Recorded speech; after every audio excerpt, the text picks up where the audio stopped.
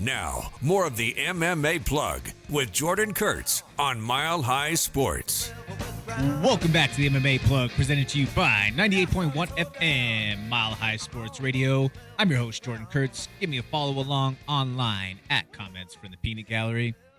We're going to dive into Kurtzy's Corner for this week, and I'm going to talk to you about the new Roadhouse movie.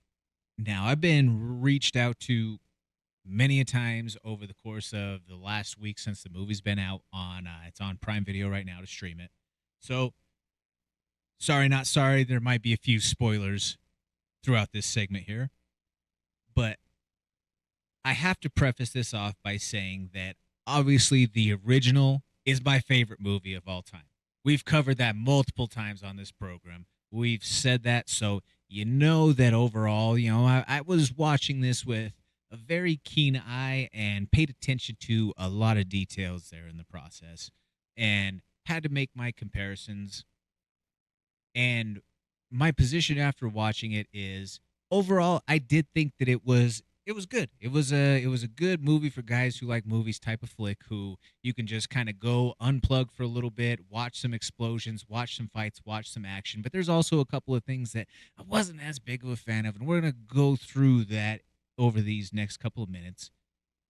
But I do wish that I wish they named it something else. I really do. I wish they named it something else. I think it would have been much better off. And that's also because there were too many contrasting elements for it to have the same exact title. I think that they forced way too much of Dalton's backstory into the movie for this reboot. They really didn't need any of the UFC stuff. And just like the original, Dalton didn't need to have his backstory of killing the guy shown actually in the film. It was implied by the dialogue. It was the presence of a Wade Garrett character coming into the mix, that kind of mentor role, which was absent from this movie. I think that was a miss. I think that what Sam Elliott brought to the original was something that was what made that film so special, in my opinion, of just having that OG, that soldier who's long in the tooth right there by your side and kind of helping you throughout the process of what you're going through. I think that was a miss. The spoiled rich kid acting like the bad guy in his dad's shadow, I also think that was weak, for lack of a better term. It was weak in presence as well as in story. The dad in prison, by that, he's the real bad guy. Like, that's the real criminal there. Now you're dealing with his rich son, snobby kid who doesn't have the respect or the power or the command or the capability of running the organized crime operation and continuing through with it. He's just, he was soft. He had no respect or command.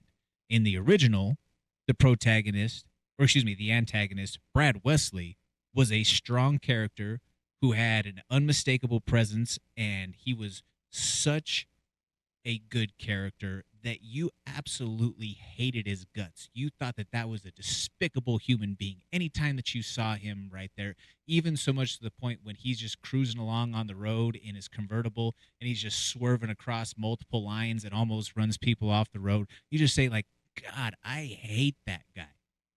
But you don't get that from, like, you get that, yeah, I hate that kid, but it's for all the reasons why you hate rich, snobby kids in the first place. I will say, though, that I think Conor actually played his role really well.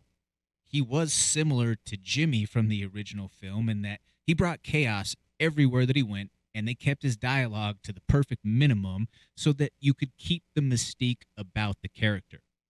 And I think that the scene of him driving in the student driver car, vibing with the window down and then kind of crashing into the coconut tree as he approached the pub, I think that's just Conor being Conor. Like, that's all the memes online. It was like, oh, this is just a regular day for McGregor, just kind of being hammed up and going out there being on a tear.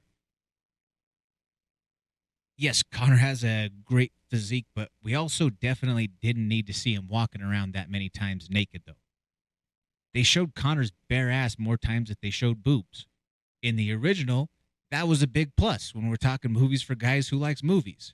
But they showed Conor's backside more times than we got to see any other pairs. So I think that that's certainly a miss. Yeah, overall, I think that not having certain key characters or elements while adding some other elements and other little side plots to the storyline, it just makes it something different, which is why I wish that they would have chosen a different title. Keep the premise, if you will, give it a different title, and I probably would have given it a little bit of a higher rating. But what I walk away with and what I will part you on is I do think that it was good overall, but I just think that there were some things that were lacking, but that's coming from someone who is biased because the original was their favorite movie of all time. Stick around after the break, folks. We're going to close out the hour by going 3 rounds. This is the MMA Plug presented to you by 98.1 FM, Mile High Sports Radio. Thank you so much for watching. Please hit that like, share, and subscribe button. That helps us continue to produce this original MMA content and bring it for you every single week. Tune in to the MMA Plug on 98.1 FM, Mile High Sports Radio.